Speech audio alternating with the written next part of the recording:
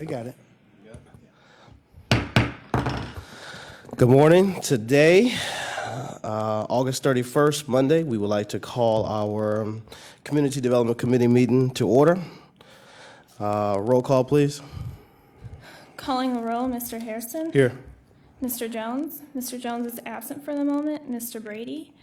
Mr. Brady is absent. Ms. Simon. Ms. Simon is absent for the moment. Mr. Gallagher. We do not have a quorum. Madam Clerk, pursuant to Rule 12F of Council Rules, Council Vice President Brito Jones has appointed Chuck Germana in place of Councilman Dan Brady for today's Community Development Committee meeting. Okay.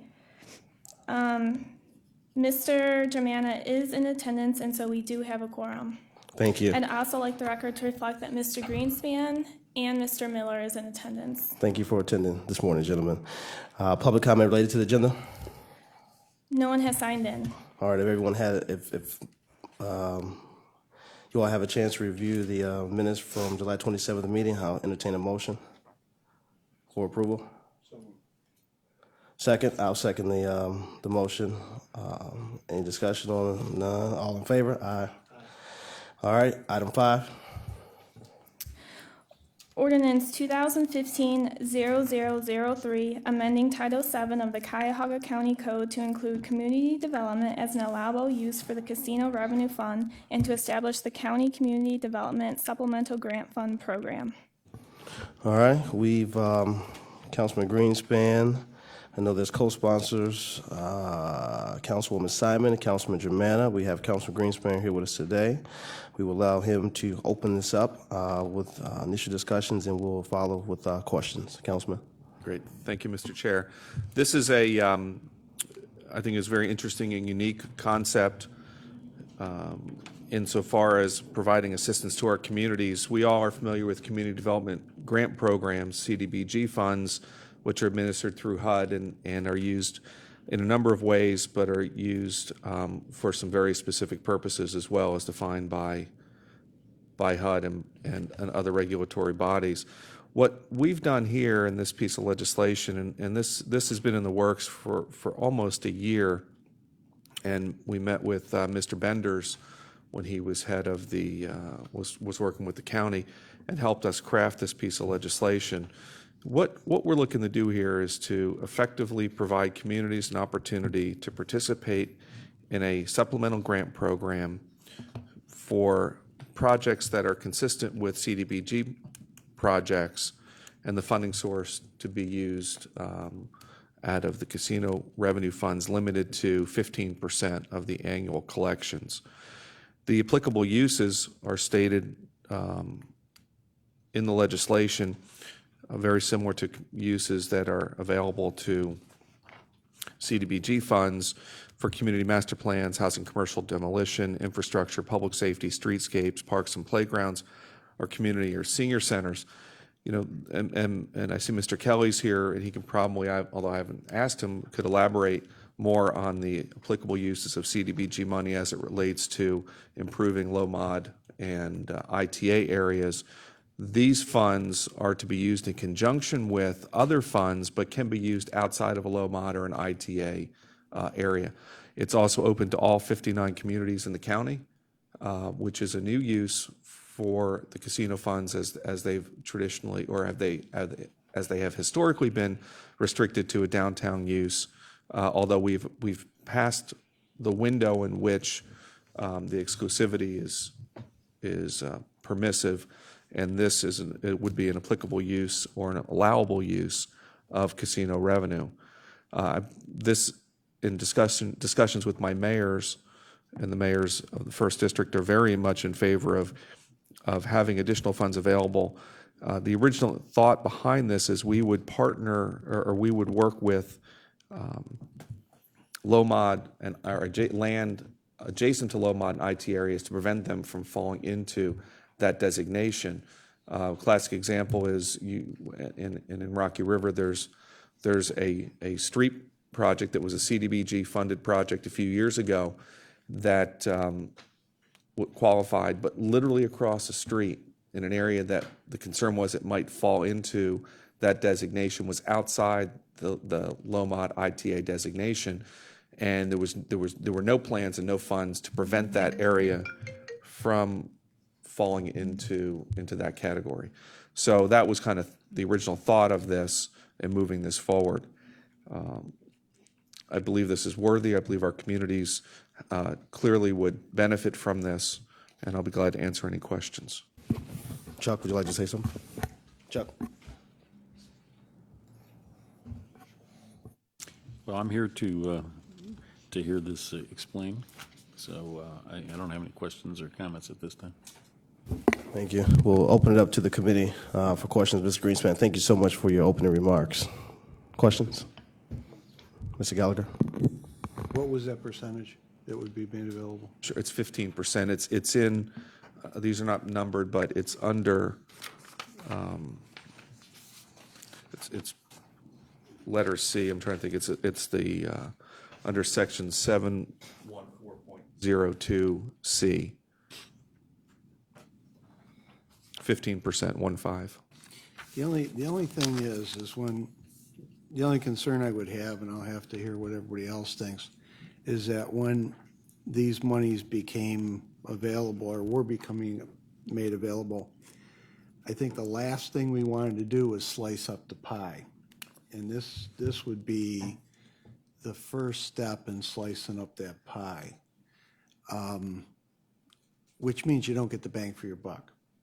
So I don't know if we increase this or I don't know what we do with this, but if we do 15 here and somewhere 2 or 3 years down the road we determine 15 or 30 should go somewhere else, all of a sudden we don't have a big whole pie, we got slices of pie.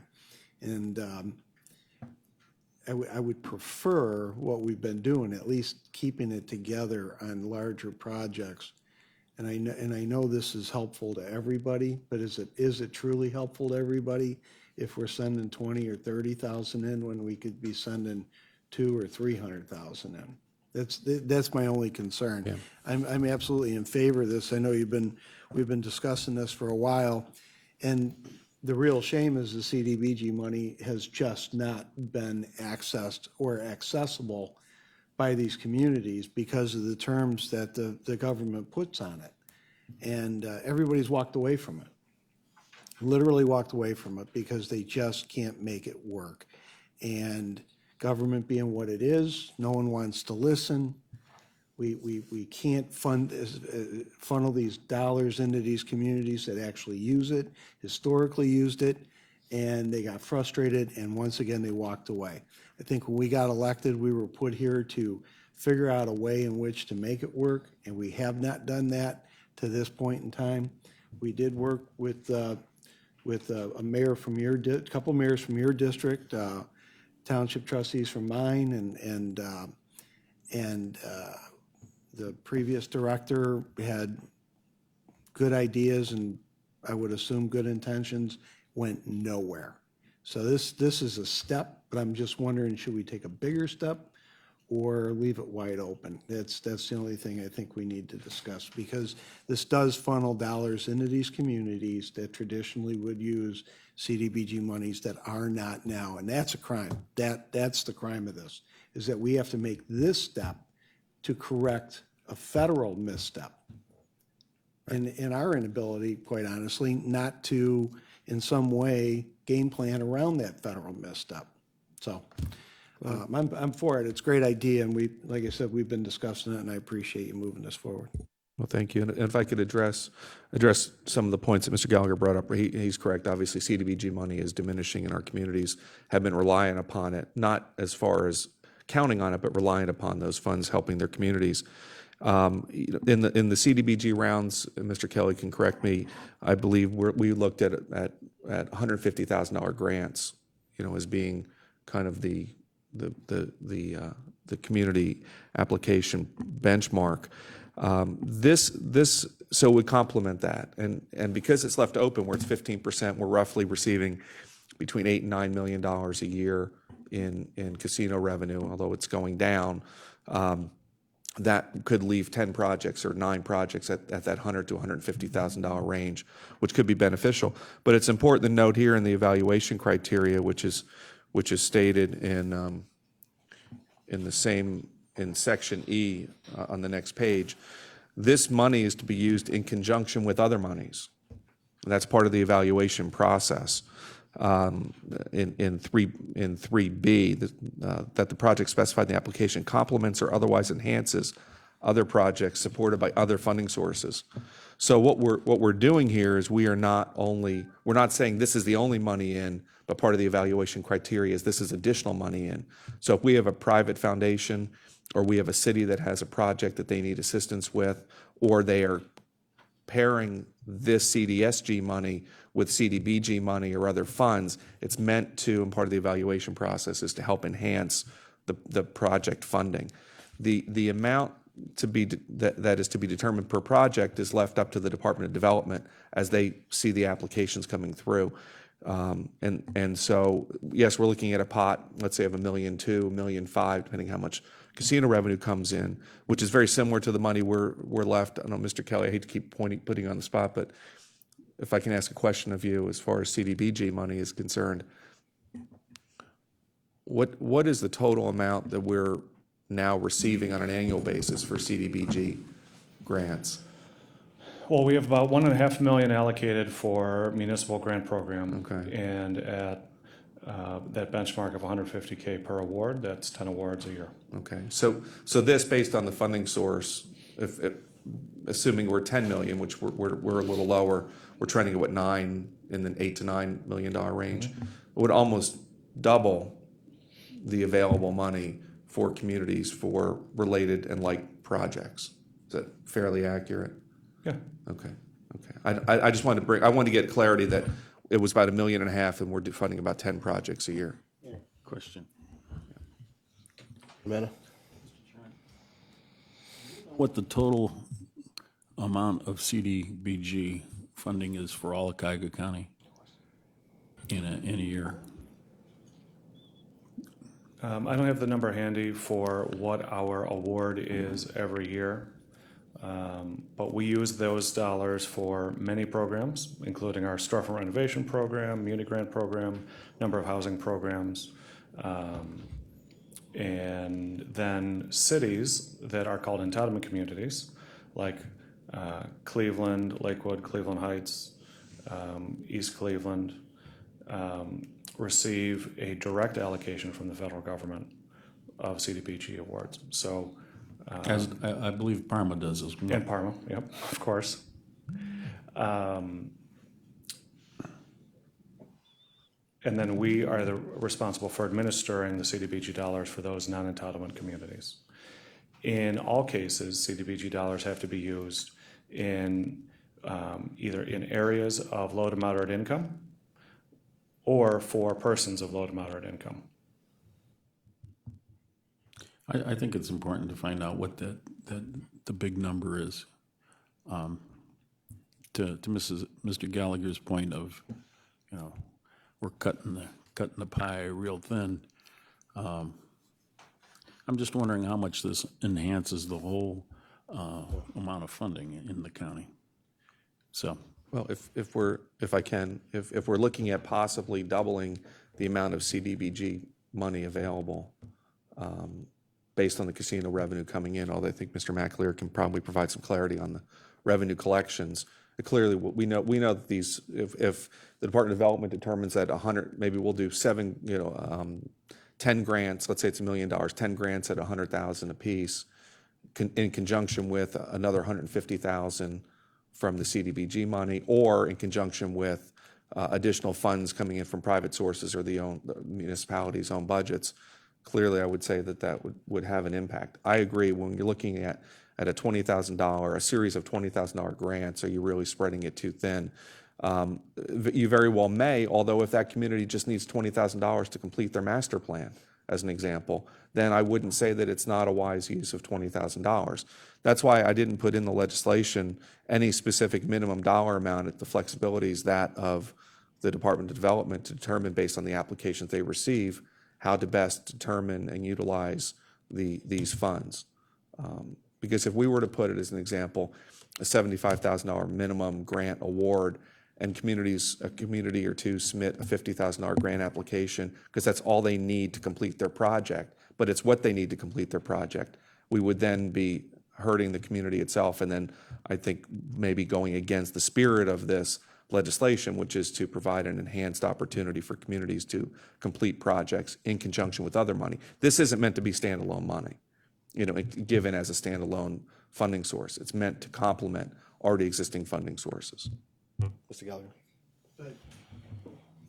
Therein lies the devil with, if you're going to walk away from CDBG money because the program is so screwed up for your purposes, and let's face it, everybody we've talked to, at least in my district, your district, many other districts, are so frustrated with it, how are you going to get to this money? Is this follow the leader, or this probably should be standalone? Well, it Because can, if it's attached to, say, another source of funding, is that funding, are the ties that bind that funding also applicable to the dollars that are in this fund, that are attached to that?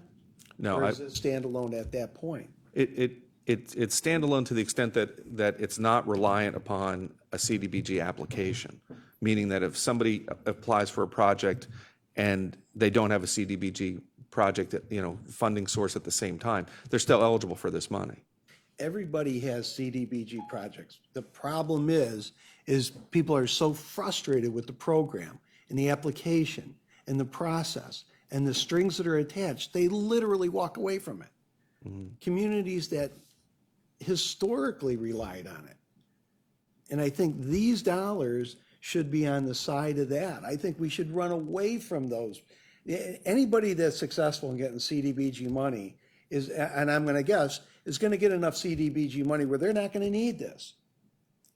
It's the communities that have the $20,000 project that can't get CDBG money because it makes absolutely no sense. Well, and let me just say, it's not intended these two are intertwined, where you have to have CDBG to get this. They're separate.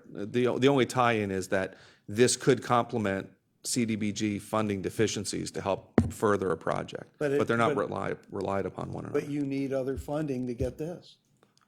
Yes. And that's a problem. Could be a problem. Okay. And I'm only pointing at CDBG because to me, I'm just so frustrated with that.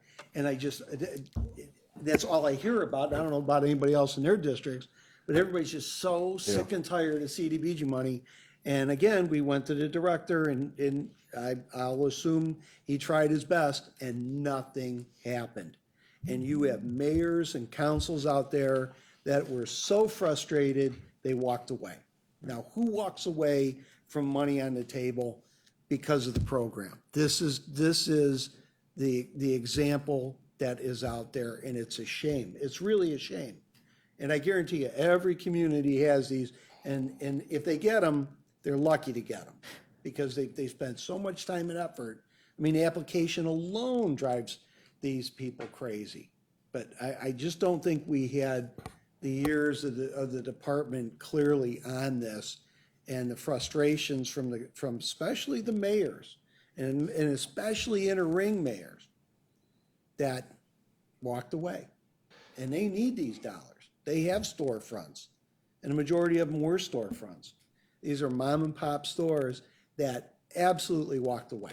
We're so frustrated. I could go to Berea right now, three or four people just said, forget it. And then we get the black eye because it comes through the county.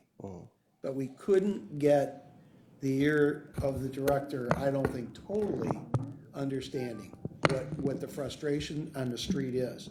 So to tie it to any other funding, I think, is to further frustrate those individuals, those cities and those communities and those mom and pop stores that just need the 20,000. But they can't justify going forward on CDBG because of the frustration involved. And you know this. I mean, you make a point, Mr. Gallagher, because initially coming to council when we were over on Lakeside, I remember connecting with Khalil, and and Nate Kelly about communities who've reached out and said, listen, we've been unsuccessful in getting these dollars. We haven't been awarded. University Heights, we asked for the projects that they submitted for in the village of Bracknell and others.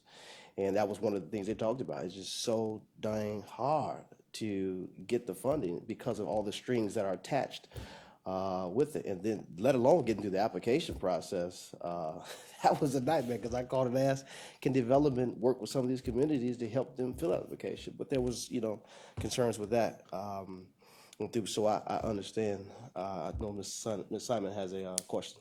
Well, a couple of comments. First, with regard to Councilman Gallagher's points are absolutely correct. The last couple of years, 3 years, have been completely frustrating from my district on CDBG and storefront. But I know there was a meeting on the 27th on Thursday that the director held with the mayors and the development people from all the communities to get feedback on what your department can do to help streamline these dollars. And at some point, if it's not today, I'd like to get a meeting on that with this committee to find out what the changes are going to be and bring in the people from our community so they can have some input through council about what their frustrations are and how some of these needs are met, which I have some positive feedback. I don't want to totally say it's been terrible. I got positive feedback from Thursday's meeting, some frustration on storefront. So it'd be really good to have council as a part of this. I think that's part of the frustration is we've been separately hearing about the frustration, but really haven't been involved in how to make the corrections. And so I'm asking perhaps a meeting with our director and our community leaders to come in to talk about what their needs are and what changes have been made and how we can make it better. But thank you for having that meeting. Secondly, with regard to this money, absolutely. Does it need to be tied up? I don't even think so. I mean, our county's in a critical state right now. Our communities are suffering. And there has to be a way to really stop the bleeding with people leaving the county and fortifying communities. And this money's really important, whether it's casino revenue or whatever fund we're going to use to help the urban county and surrounding suburbs. So I agree, it not necessarily doesn't have to be tied to CDBG, which it's not. It's just we're looking at other funding sources. But I'm going to say as well, some communities might not have other funding sources. It might just need 10,000, 20,000, and that's a lot to them. It's all relative. So those are just my comments, and I think we need to do everything we can right now to help our communities and be a part of the planning with the CDBG structure instead of being bystanders. If I can, Mr. Chair, based on the feedback I'm receiving, in E3B, and I'll just ask if, and I can't make a motion because I'm not a member of this committee, but if we were to modify the language to basically say that projects specified in the application add the word may complement or otherwise enhance other projects, period.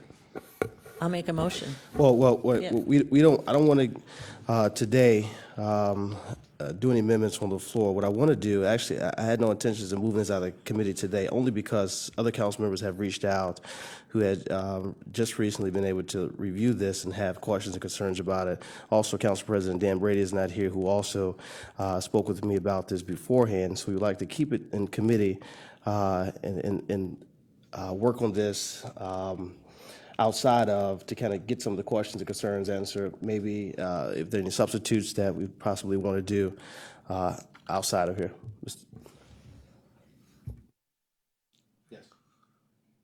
Hey, hang on, I made a motion, so does that mean I need to withdraw it? I'd like to hear feedback from the committee that, if I can, Mr. Chair, about, I mean, I can withdraw this motion, but we need to keep that issue on the table about what we would like to see as a committee, whether this will complement or whether it has to be an essential component to receiving dollars. I think it's a Chairman, legitimate issue. If it's permissible, I would second that motion. We'll obviously maintain it in committee. That's fine, we can do And that. I think everybody's in agreement that it's a good way to go. I mean, this is really a great thing. I mean, it really is. And we just have to mold this into a greater thing, I think. So if it's permissible, I would second that motion to make that change in this, in the body. Where's the May going? If I can, just as the unofficial author of a legislation, I can't sponsor the amendment. Basically in 3B, under evaluation criteria, that the project specified in the application may contemplate, so we're making contemplate singular, or otherwise enhance other projects, period. I believe that's where we're just ending it.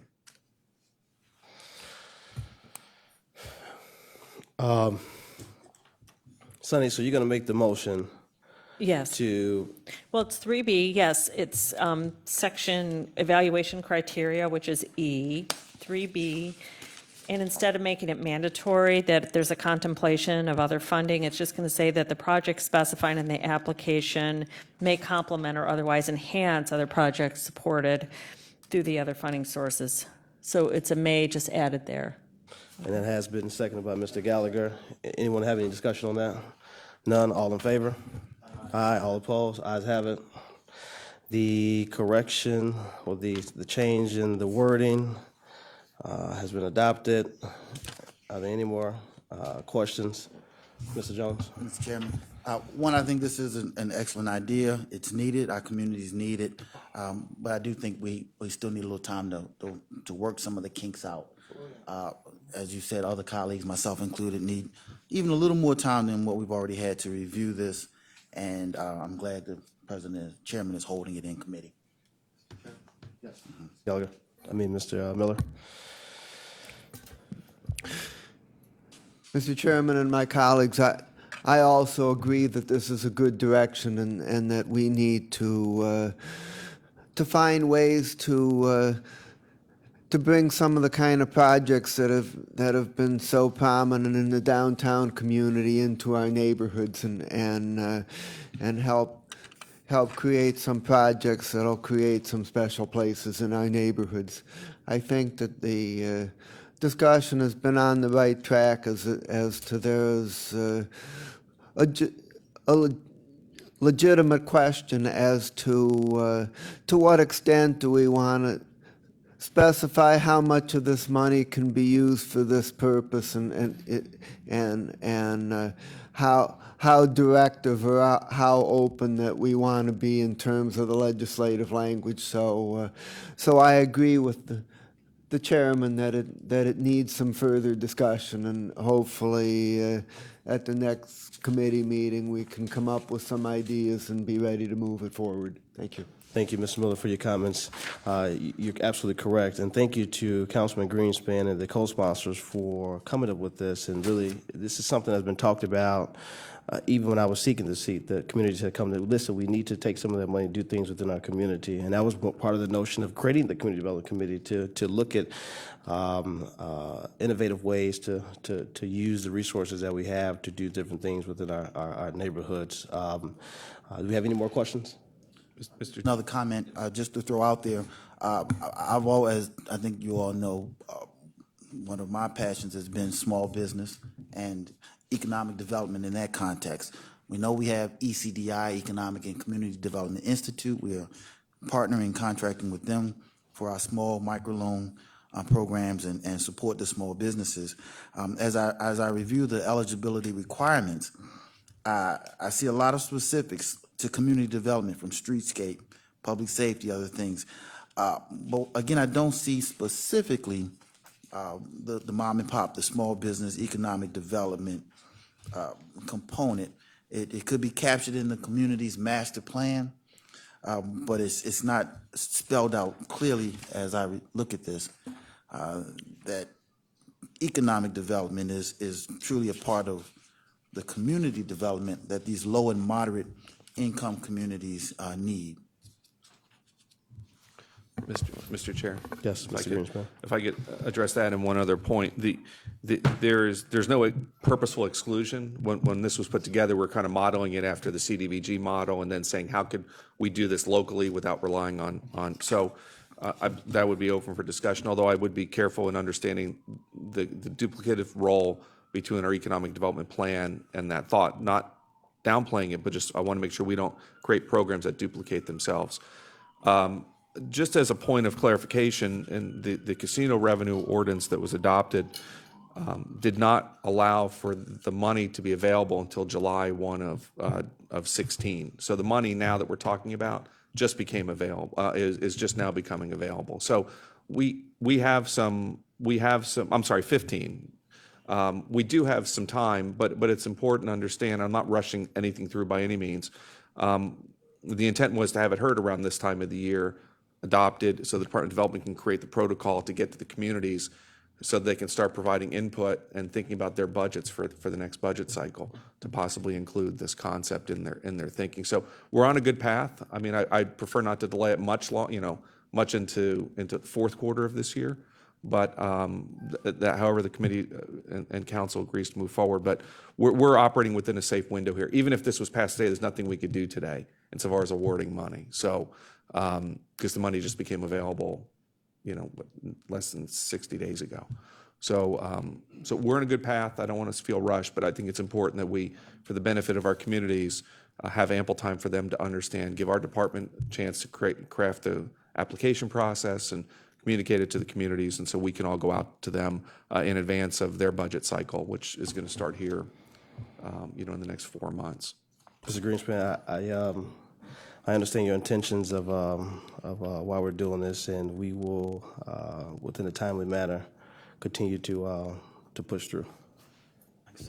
And again, Councilman, I think as I threw that out as simply a thought, because I really agree with Councilwoman Simon's comment that as a committee, we should start to delve a little deeper into the process, be a part of what's going on, because the challenges are real. The communities are concerned about how these dollars and a lot of the red tape.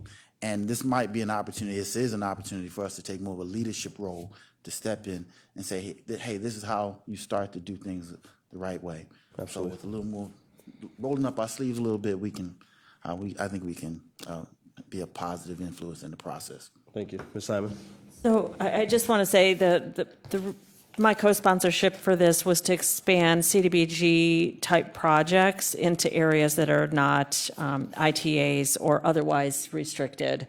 And it's a very much, our communities really need these kind of dollars, streetscapes and that vein. And sitting on economic development, I think there's funds available for small businesses.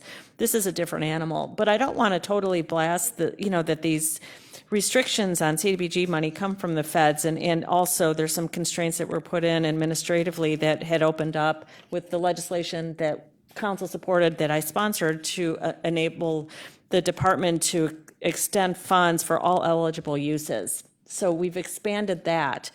But I really, I think the department's doing a good job of listening, and I understand the constraints. There's pros and cons. I've spent a lot of time hearing why dollars are restricted, because I think it's a good meeting to have. It's not all bad. I mean, why there's restrictions in all cases. So I think we need to be prudent with the dollars we have and understand that there's good reason at times to restrict. That's all I'm going to say. It's not all been a negative that we're just keeping dollars, but it's frustrating to communities, absolutely. But I think it's really going to be important to have a dialogue. That's all and there's good reasons that I've heard why we're not exactly extending money in all cases at all times. Thank you, Ms. Simon. Have any more questions or comments? Well, Mr. Kelly, yes. Thank you for the time to be here today.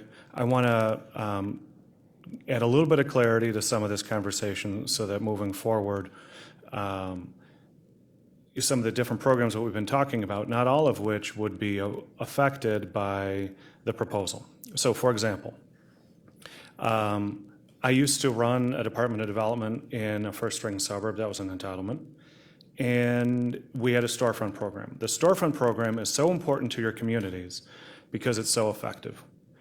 And we've spent a lot of time talking about it today. We only spend $300,000 a year in our storefront program, and yet it gets this much attention. That's how important it is. So I hear you, Councilman Gallagher and Councilwoman Simon and others, but I want you to know that on May 27th, we had a meeting of all of the economic development directors and said, what are your pain points on the storefront program? They told us, And they went into a couple categories. One is the administration between the business, the city, and the county is difficult, and it takes too long, and by the time we get it, everything approved, it's cold outside, and then we can't do it, and then the business loses interest, and we have to start over again in the spring. Then, we don't want to pay prevailing wage. It creates an administrative burden, and it creates a cost burden.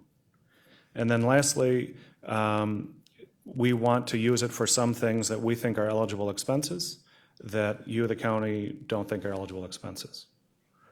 On Thursday, we met with that same audience and rolled out a new proposal, and we asked for their feedback within 30 days. It addresses all of those problems.